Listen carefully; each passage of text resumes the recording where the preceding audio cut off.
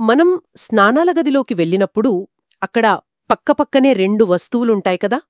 అద్దం ముందు ఒక పర్ఫ్యూమ్ సీసా, దాని పక్కనే ఒక సబ్బు బిళ్ళ. ఒకటి మంచి సువాసన ఇస్తుంది, ఇంకొకటేమో మురికిని శుభ్రం చేస్తుంది. చూడటానికి ఎంత వ్యతిరేకంగా అనిపిస్తాయో.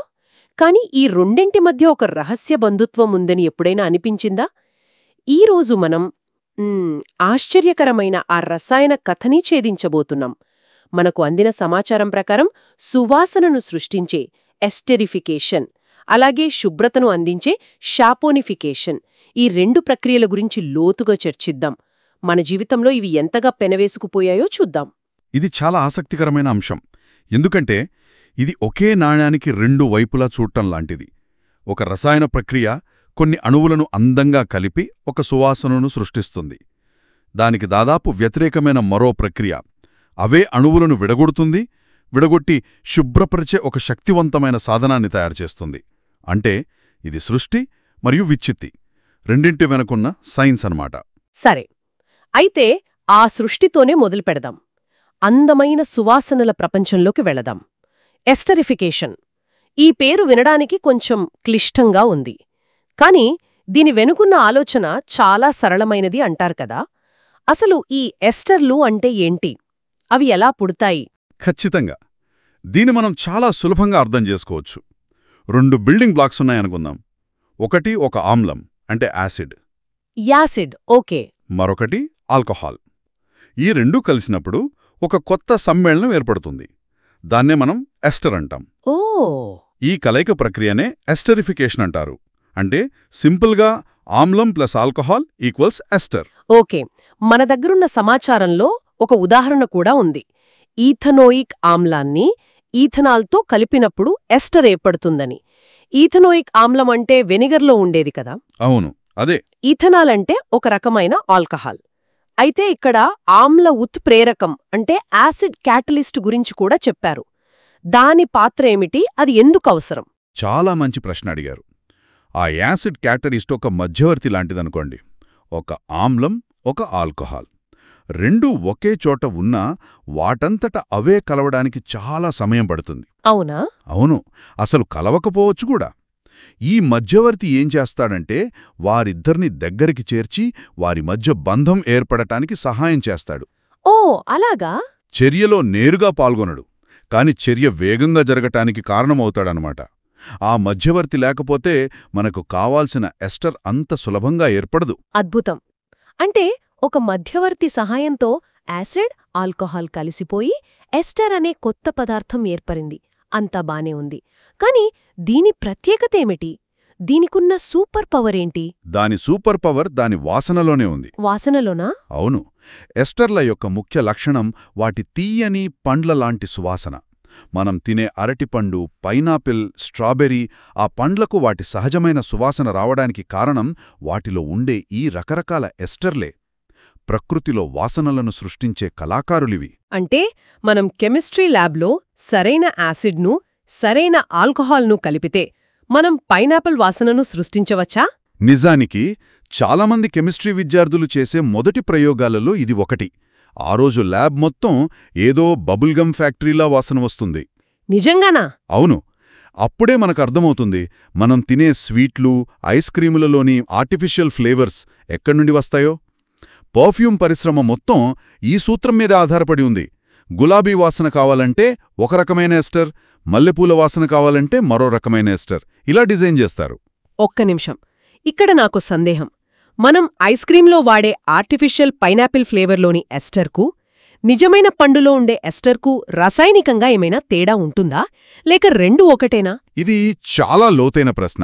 చాలా సందర్భాల్లో ఆ ప్రధాన సువాసనని ఇచ్చే రసాయన అణు ఒకటే ఉంటుంది. ఓకే.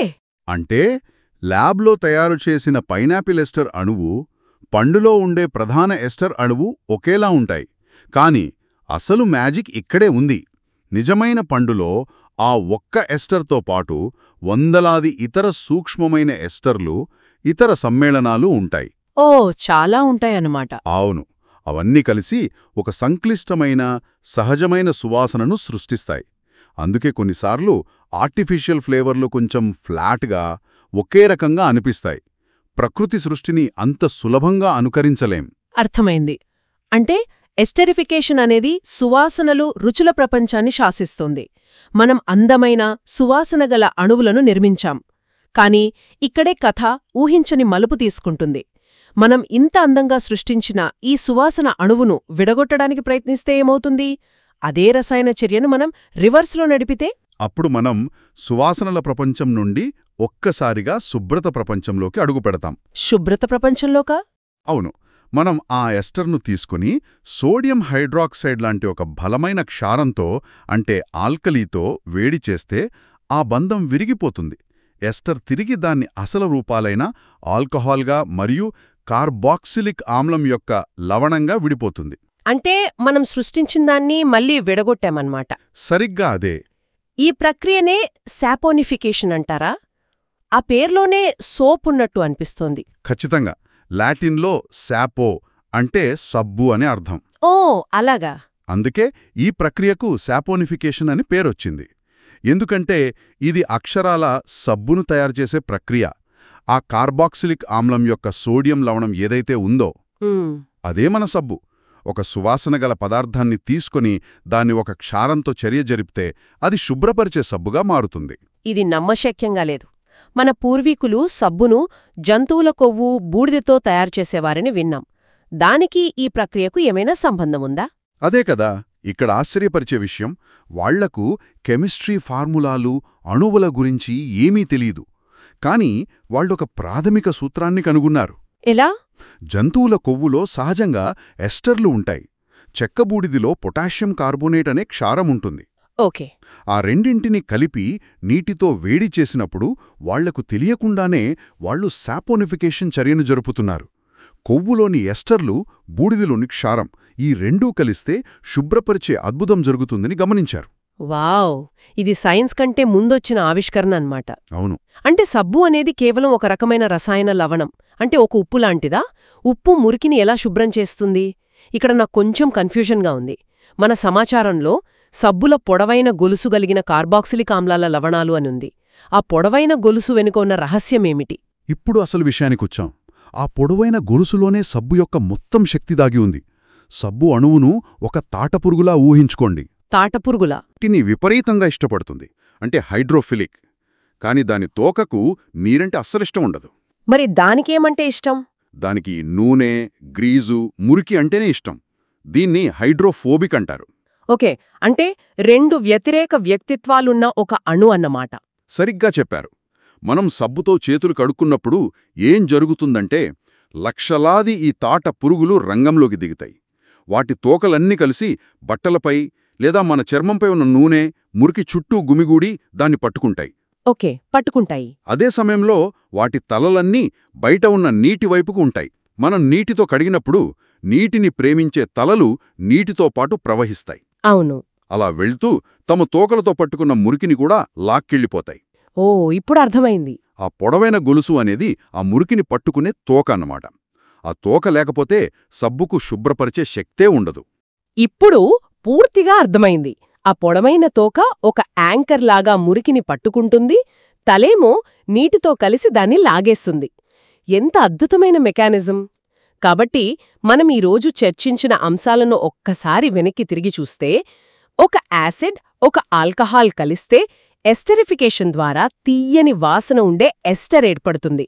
ఇది పర్ఫ్యూమ్. అదే ఎస్టర్ను ఒక క్షారంతో విడగొడితే శాపోనిఫికేషన్ ద్వారా సబ్బు అనే ఒక శక్తివంతమైన క్లీనర్ తయారవుతుంది. సరిగ్గా చెప్పారు. ఇక్కడ మనం గమనించాల్సిన లోతైన విషయం ఒకటుంది. ఒకే రకమైన రసాయన సూత్రాలు మన దైనందిన జీవితంలోని రెండు విభిన్నమైన అవసరాలను ఎలా తీరుస్తున్నాయో చూడండి. నిజమే. ఒకటి అందానికి, సౌందర్యానికి, సువాసనకు సంబంధించింది అయితే మరొకటి శుభ్రతకు, ఆరోగ్యానికి సంబంధించింది. ప్రకృతిలోని ఒకే సూత్రం మనకు ఈ రెండింటినీ అందిస్తోంది. అవును. అంటే ఒక రసాయన చర్య ముందుకు వెళ్తే పరిమళమొస్తుంది, అదే చర్య వెనక్కి వస్తే సబ్బు తయారవుతుంది. మన బాత్రూంలో ఉన్న రెండు వస్తువుల వెనుక ఇంత పెద్ద కథ ఉందన్నమాట. లేదా ఇంకా చాలా పొడవుగా ఉంటే తయారయ్యే సబ్బు లక్షణాలపై ఎలాంటి ప్రభావం ఉంటుంది? అవును, అది చాలా ఆసక్తికరమైన ప్రశ్న. గొలుసు పొడవు మారితే దాన్ని నురగ ఇచ్చే సామర్థ్యం లేదా మురికిని శుభ్రపరిచే సామర్థ్యం, ఇవి ఎలా మారవచ్చు? ఒకవేళ ఆ తోక చాలా పొట్టిగా ఉంటే అసలు మురికిని పట్టుకోగలదా? లేదా చాలా పొడవుగా ఉంటే అది నీటిలో సరిగ్గా కరుగుతుందా? దానివల్ల మన చర్మానికి మంచిదా కాదా? బహుశా అత్యుత్తమ సబ్బును తయారు చేయడమంటే ఆ గొలుసు పొడవులో సరైన సమతుల్యతను సాధించడమేనేమో. ఇది మరింత లోతుగా అన్వేషించాల్సిన విషయం.